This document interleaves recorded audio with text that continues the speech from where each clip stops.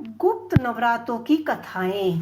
गुप्त नवरात्रे से जुड़े पौराणिक एवं प्राचीन कथाएं यह है। इस कथा के अनुसार एक समय ऋषि सारंगी भक्तजनों को दर्शन दे रहे थे। अचानक भीड़ से एक स्त्री निकलकर आई और क्रूरबुद्धि होकर ऋषि सारंगी से बोली, मेरे पति दुर्बल स्नेहों से सदा परे होते हैं, जिसके कारण धर्म और भक्ति से जुड़े पवित्र कार्य का संपादन भी नहीं कर पाते।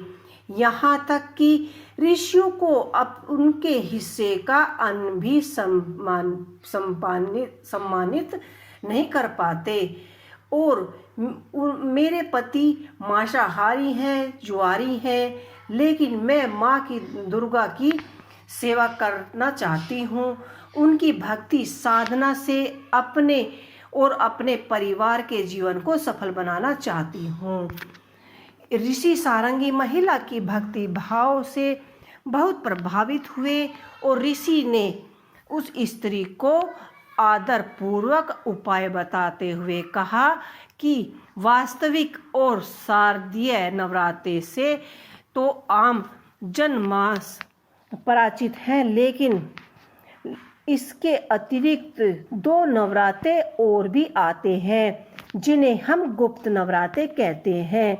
उन्होंने यह कहा कि प्रकट नवरात्रों में 9 देवियों की उपासना होती है और गुप्त नवरात्रों में 10 महाविद्याओं की साधना की जाती है। इस नवरात्रों को प्रमुख देवी स्वरूप का नाम सुरेश्वरी कीर्णी देवी है। यदि इस गुप्त नवरात्रे में कोई भी भक्त माँ दुर्गा की पूजा साधना करता है तो माता उसके सभी जीवन को सफल कर देती है।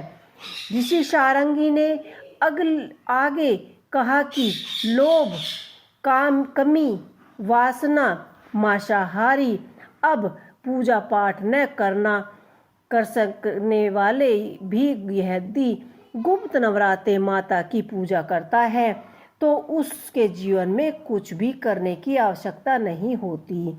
उस स्त्री ने ऋषि सारंगी के वचनों पर पूर्ण श्रद्धा करते हुए गुप्त नवरात्रों की पूजा की।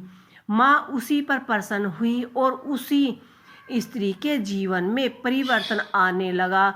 उसके घर में सुख शांति आ गई।